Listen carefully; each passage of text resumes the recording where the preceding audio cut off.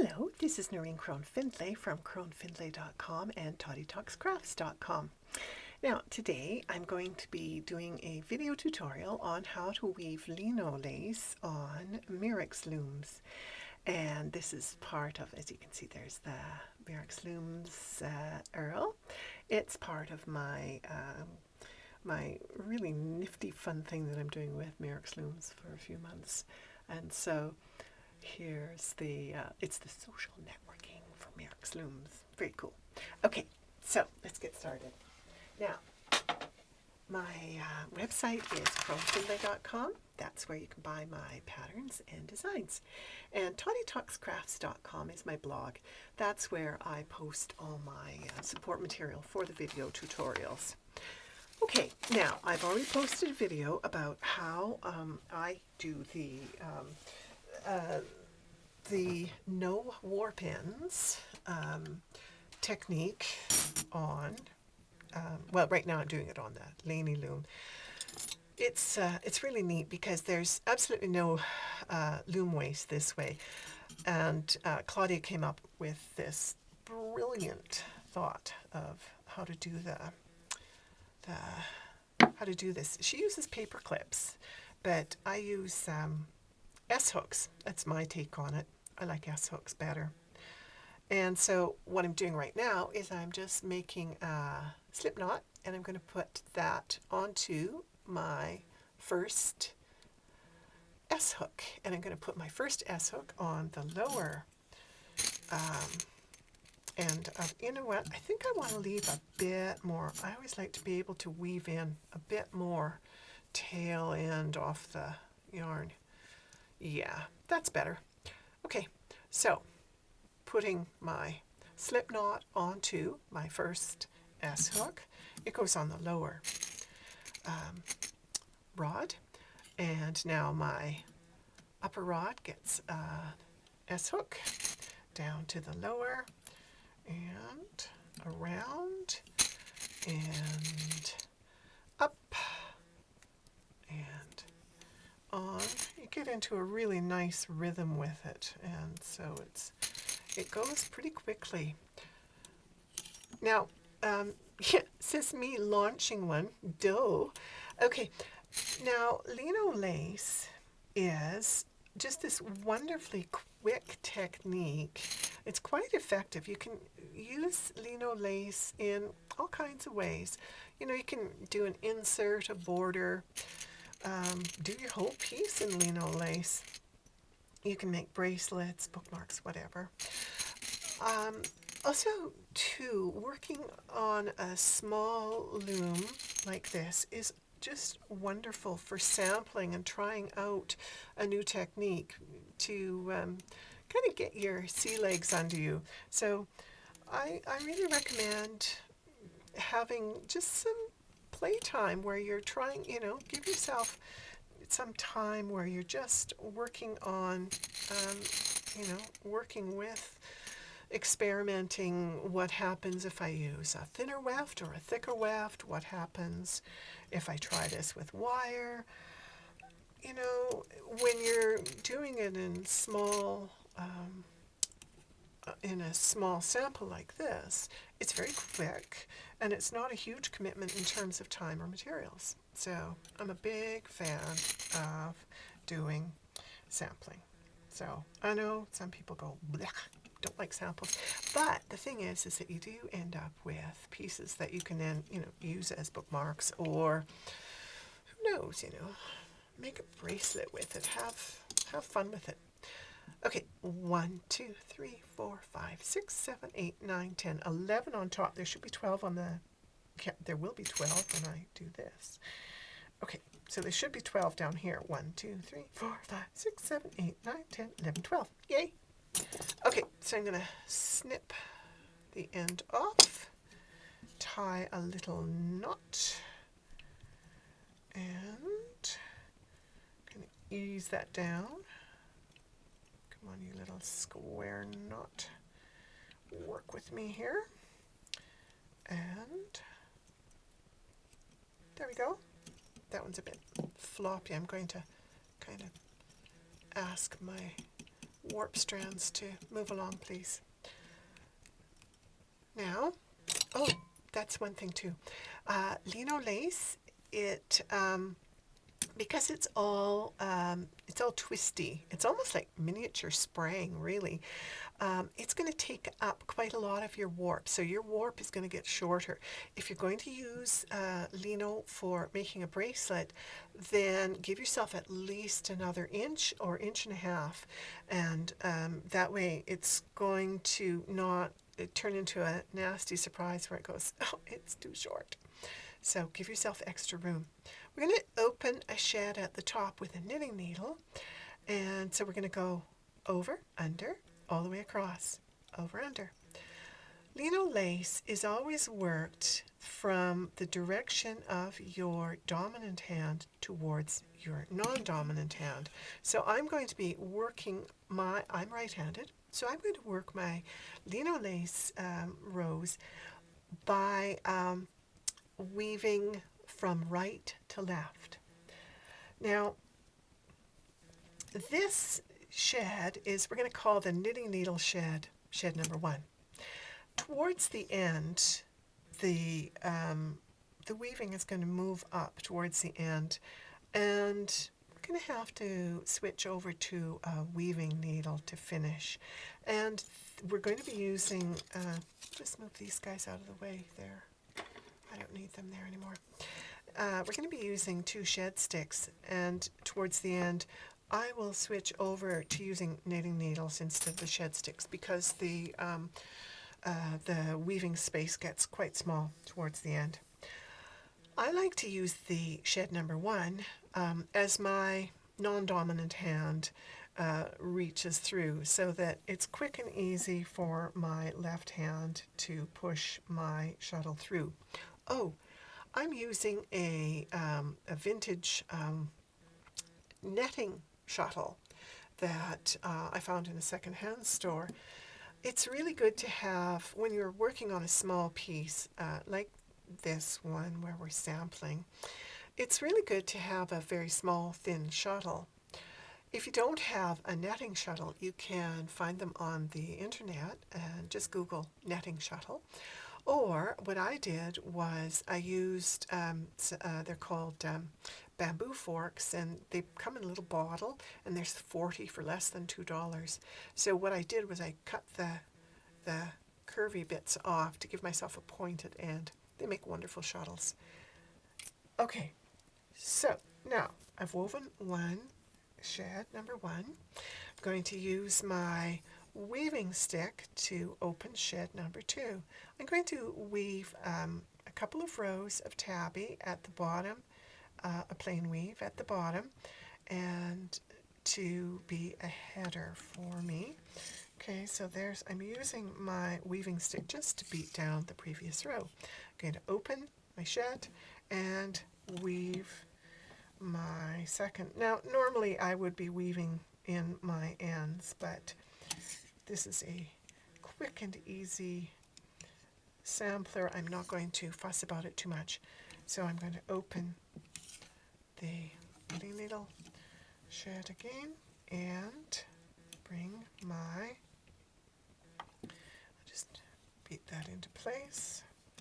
Got a bit of a gap there at the edges. That'll close up with the lino. Now we're going to open, our knitting needle shed is always open. So we're going to open shed number 2 to start working on our lino. So here I'm picking up every other strand, and our Leno Lace is worked with lifting the furthest right hand side, because I'm working from my right to left because that's my dominant hand. We want to have the furthest right hand one as our top layer, and so that's why I've opened shed number 2 and lifted this guy and all his buddies up.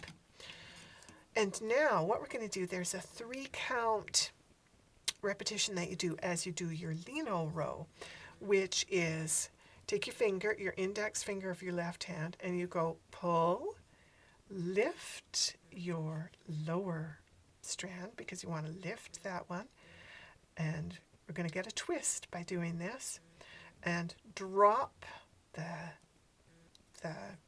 ones that are sitting on top of stick number 1 here, and then we're going to lift and drop, push back with the index finger, lift, drop, push, lift, drop, push.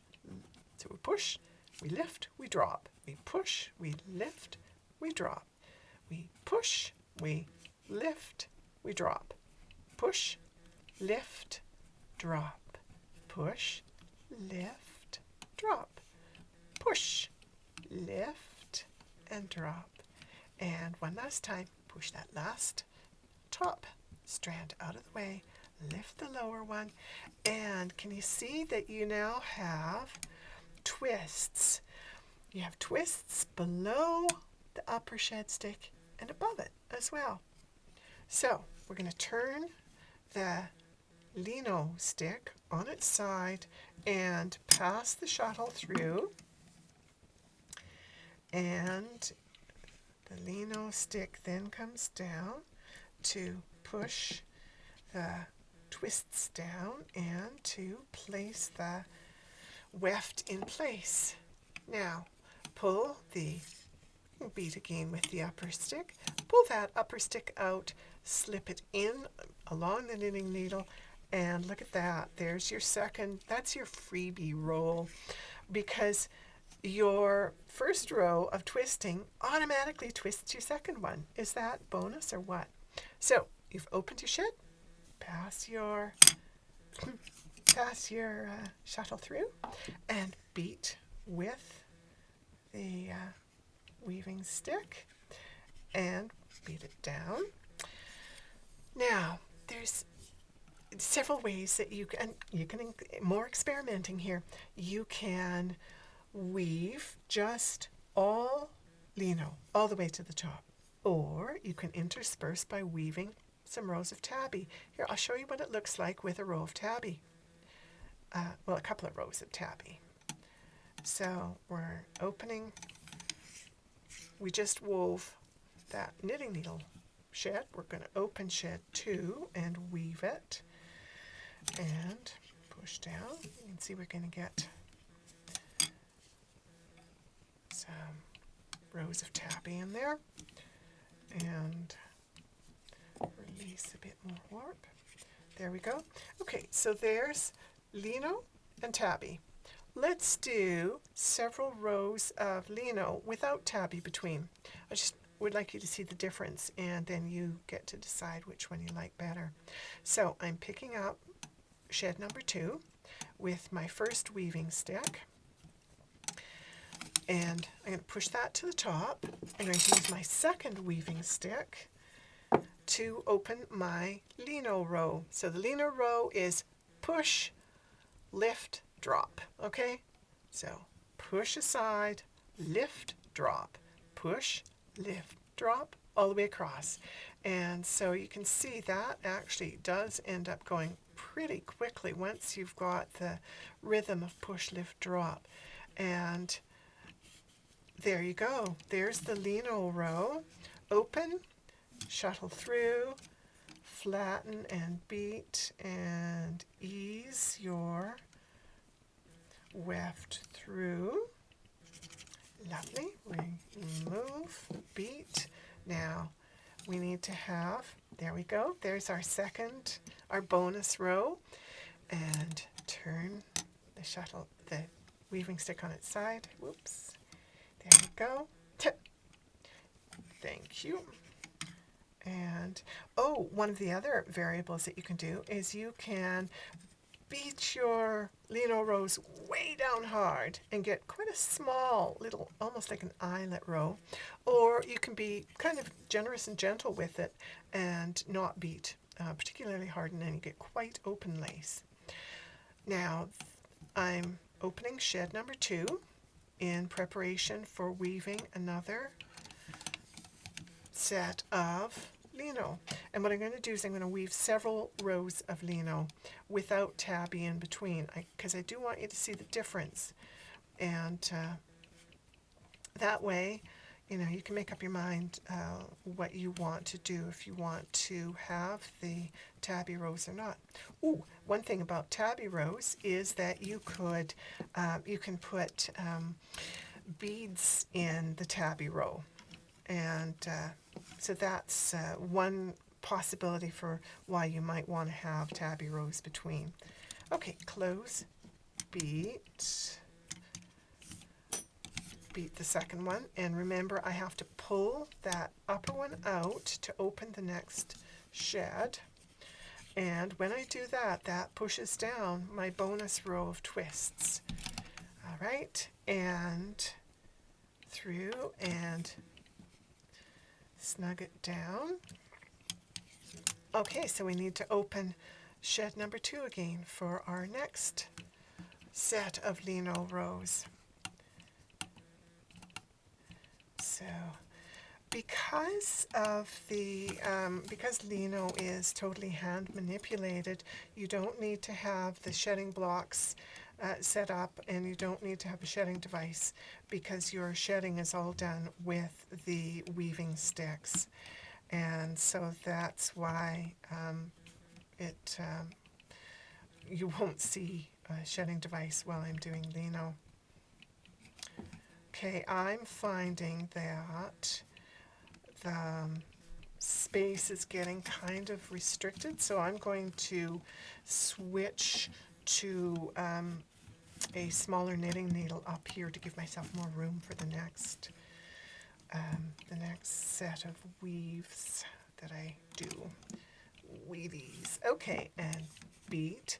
Now I pull this one out, and down comes the lino. There we go. And eventually, so I'm not going to pull that out until I have another one in, because I have to pick it all up again if I do. So eventually what we will have to do is weave the last few rows with a weaving needle like this.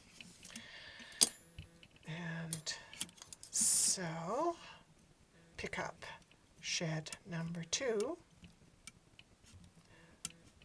I think this is the last time I'll be able to use the wider weaving stick, because we are yeah, you know what? I'm going to slip the narrower one in there and just say toodle-pip to this guy for a while. And I'm going to use a knitting needle to pick up my my next lino row. Okay, so push aside, lift, push, lift, drop, push, lift, drop. And eventually you won't even need to be saying to yourself, push, lift, drop, because it just gets to be second nature to you.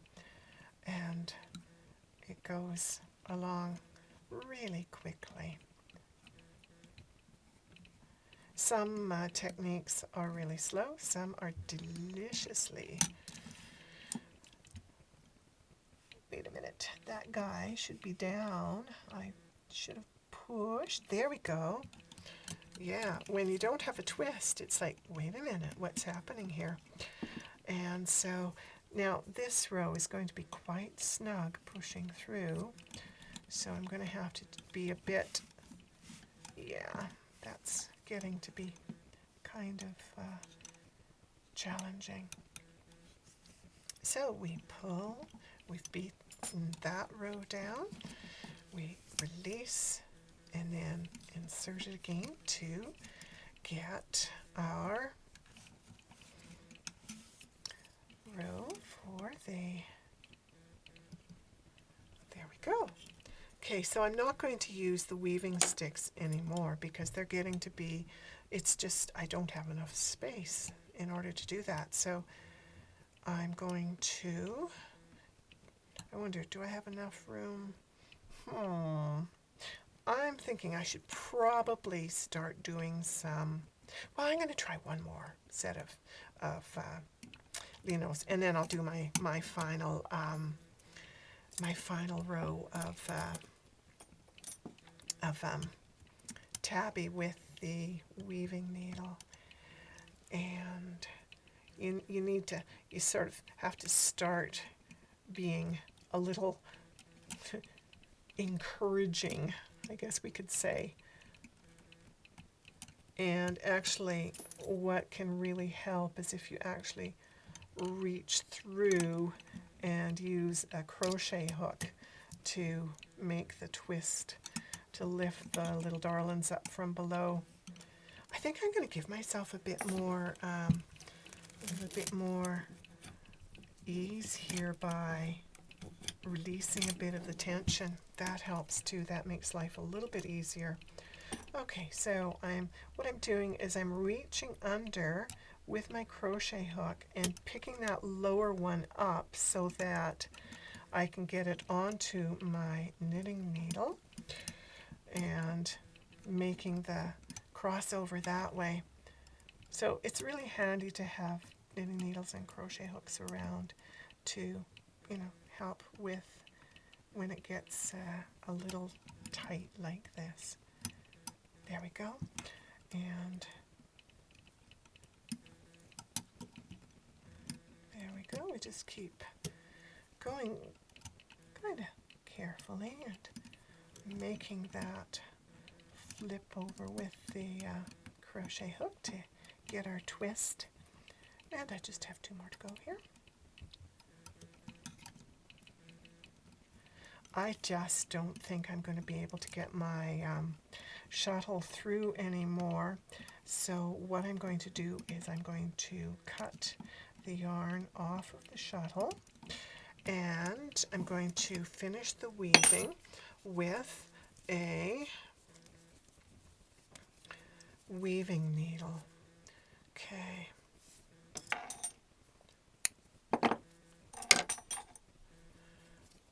So weaving needles, again, if you don't have one, it's basically just a longer darning needle, really. There we go. We've got that through, and then pull out that knitting needle and beat with this knitting needle, and then we'll insert again along the first one, and that brings down our final row of the lino. And now what I'm going to do is I'm just going to weave tabby across the top of the sample piece and finish it off that way. With my next row here, what I'm going to do is I will pass my needle through the final shed, and then once I've got my needle through, I'm going to pull out the knitting needle, and that makes that easier. And then I'll just weave off in tabby to finish the header on the final few rows. And there you have it, a small sampler of Leno lace. Now you can do Leno lace with any weight of thread or yarn, and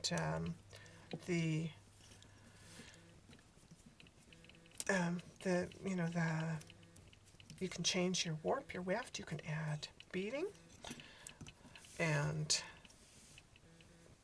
it's just a wonderful technique. So happy weaving, and enjoy your Leno lace.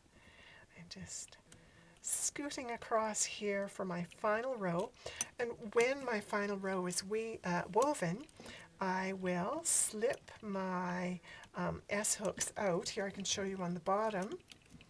Actually, I could probably show you on the top. And you know what I will do on the bottom too? Oh, I wanted to show you one more neat thing. Glad I remembered it. There is a nifty way of finish. I'm just going to lift it completely off here. And I'm going to leave those loops there because I want to show you a way of finishing with a crochet hook, and that is start at the side that doesn't have the weft coming out. Pick up 2 of the loops, take one through, and just chain all the loops across, and that will finish the last row in a really nice way. And so hopefully I'm in the right place to be showing this. I'm sorry if I have kind of wandered about here. It was done with the best of intentions. And there we go. So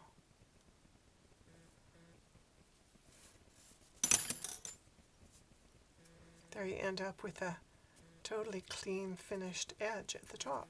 So there we go. And I will do the same at the lower edge. And of course I'll pick up all my lovely little S hooks afterwards. So there you go it. There you go. There you go it. No, there you weave it.